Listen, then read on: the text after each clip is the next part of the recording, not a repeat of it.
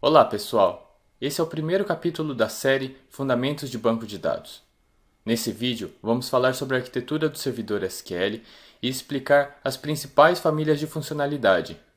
Ao final, espero que vocês tenham um bom entendimento sobre como os componentes interagem entre si. O SQL Server trabalha com a arquitetura cliente-servidor, na qual ele desempenha o papel central de armazenamento de dados. O SQL Server possui duas grandes famílias de componentes. Ambas estão fundamentadas sobre uma camada de abstração do hardware do sistema operacional, que é o SQL-OS, ou melhor, SQL Operating System. A porta de entrada para as requisições é feita através do SQL Protocols. As duas grandes famílias que compõem o SQL Server são a parte de linguagem, Language, e a parte de sistema de armazenamento, o Storage Engine. As grandes famílias elas não estão documentadas no Books Online. Na verdade, é apenas uma forma de agrupar os componentes que interagem entre si. Por exemplo, o Storage Engine possui o Access Method, que se comunica com o Buffer Pool de forma sincronizada com o Lock Manager. O Buffer Pool, por sua vez, faz a gravação tanto nos arquivos de dado como nos arquivos de log, ou seja, ele interage com o Transaction Manager e o Database Manager. A família do Protocols recebe a requisição do cliente e desempacota as informações, colocando para dentro do serviço do SQL, mais especificamente no serviço de linguagens. A primeira ação tomada dentro do SQL Server é o roteamento. Se a requisição é, por exemplo, uma consulta SQL Server, ela passa pelo processo de compilação para em seguida fazer a sua execução acessando os métodos do Storage Engine. Por outro lado, se a requisição for uma Store Procedure, existe um atalho. É possível fazer uma consulta ao Procedure Cache e verificar se já existe um plano lá. Se existir, a execução é feita imediatamente, pulando a etapa de compilação. Para que tudo isso funcione, existem alguns agentes de segundo plano, como o Checkpoint, que faz a sincronização dos dados com log, ou o LazyWriter, que faz a limpeza de memória dos dados que estão no Buffer Pool. Essas são duas tarefas exemplo que rodam utilizando o Scheduler. Junto com o Scheduler, que é o agendador de tarefas, existe o Scheduler Monitor, que verifica se o Scheduler está fazendo o trabalho corretamente. Essa é mais uma thread.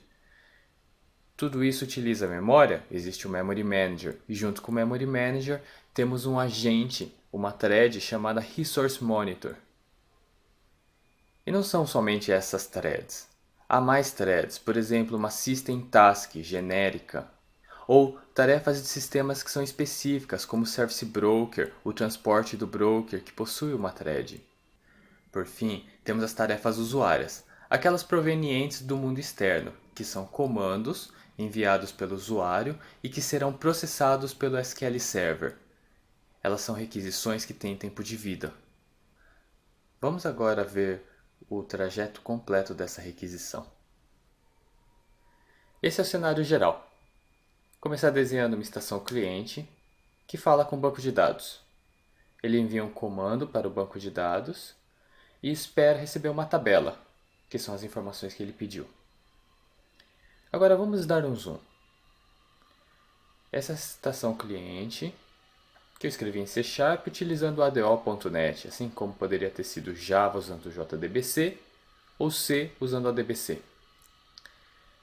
Eu começo abrindo uma conexão com o banco de dados, então que é um objeto connection. E nessa conexão eu envio o comando.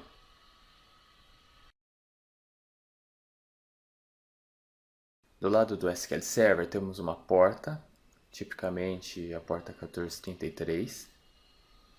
Essa porta ela recebe a informação e coloca para dentro do sistema operacional, o Windows.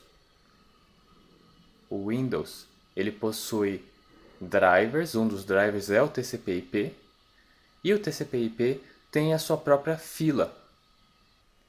Do lado do SQL Server existe uma thread chamada Listener, mais precisamente a IOCompletion, que completa as requisições assíncronas.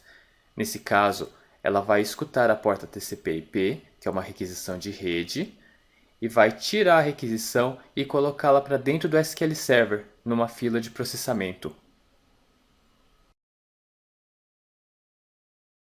Ou seja, a requisição sai do stack TCP e vai para a fila de processamento interna do SQL Server. Agora o processamento começa. Essa fila de processamento é composta por uma série de tarefas. Cada um desses itens é uma task. Uma vez dentro do SQL Server, a task pode ser agendada pelo serviço do scheduler. Isso significa que o scheduler tem uma série de threads disponíveis, todas elas vivem dentro de um pool, ou seja, elas estão disponíveis para executar alguma tarefa.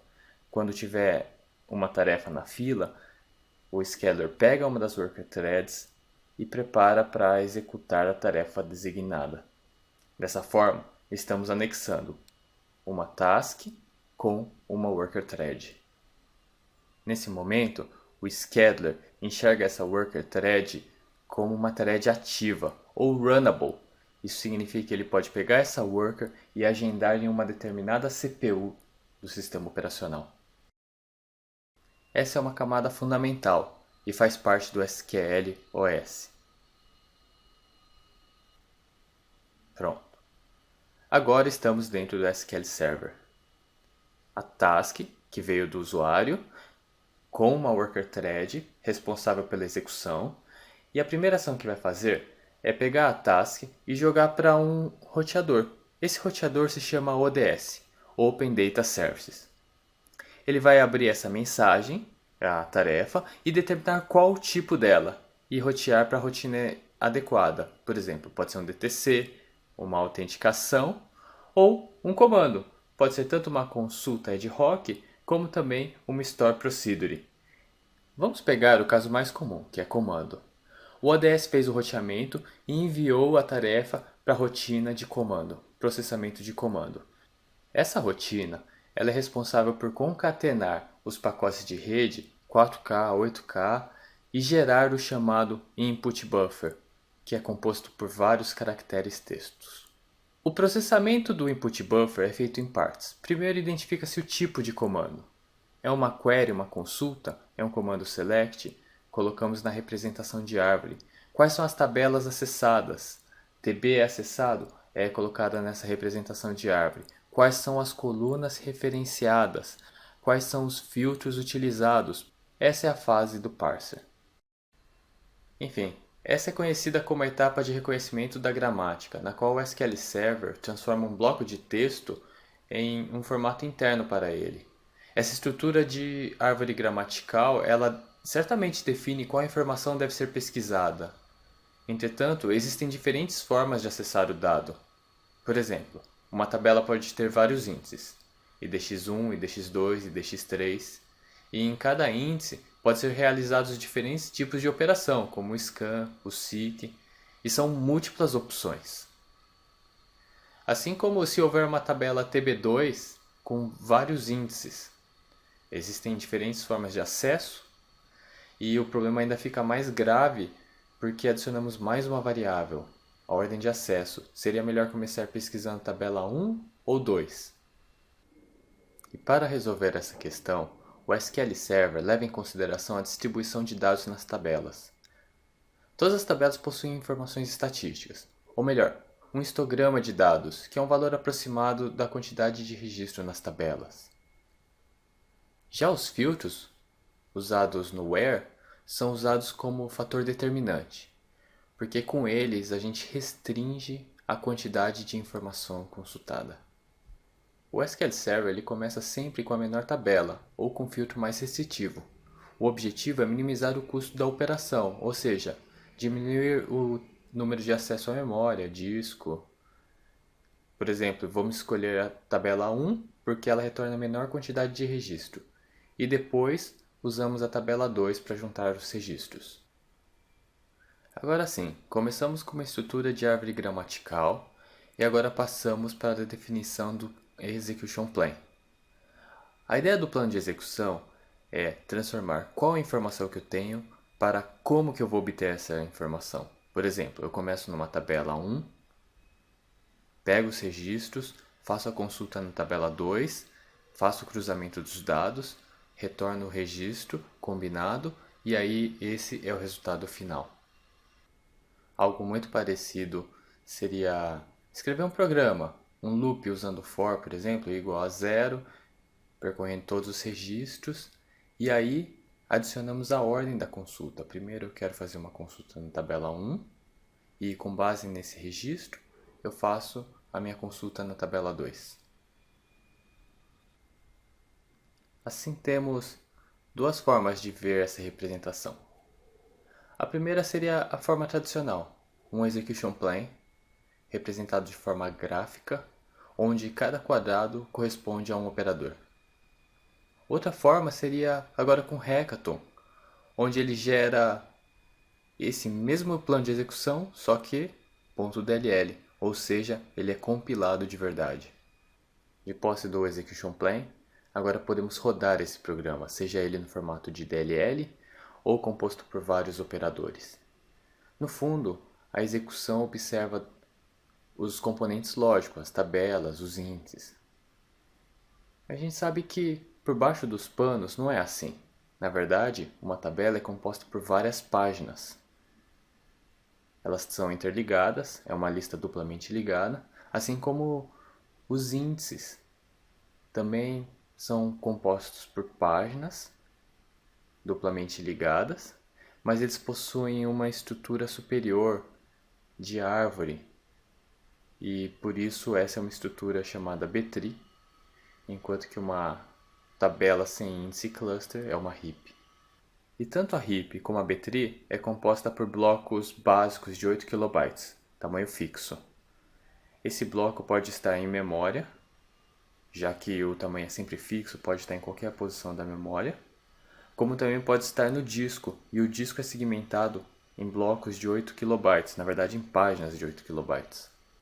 E essas páginas são carregadas do disco para a memória ou descarregadas da memória para o disco. E essa é a principal função do banco de dados, fazer o cache de dados. Toda essa memória é armazenada dentro do buffer pool, organizado pelo Buffer Manager. Todas essas informações estão fisicamente localizadas em arquivos, o arquivo MDF, que é o primário, e os NDFs, que são os arquivos secundários. Esses arquivos são gerenciados pelo Database Manager, que coordena a parte de database, e individualmente existem os File Managers. Além disso, tem mais um tipo de arquivo, que são os arquivos de log. O Transaction Manager é responsável por coordenar todas as escritas no banco de dados. Não adianta só escrever no buffer pool. Todas as operações são logadas em um log sequencial e incremental ao longo do tempo. Essas informações garantem a consistência dos dados. Por isso que o banco de dados possui uma arquitetura distinta. Primeiro porque ele possui um serviço de linguagem que recebe a informação modo texto e compila em um executável, assim como temos a parte de armazenamento, que é o Storage Engine, e por fim, a camada de protocolo, que recebe a informação e repassa para o SQL-OS. Nesse vídeo, vimos a arquitetura do SQL Server, passando pelo Protocols, SQL-OS, Language e o Storage Engine.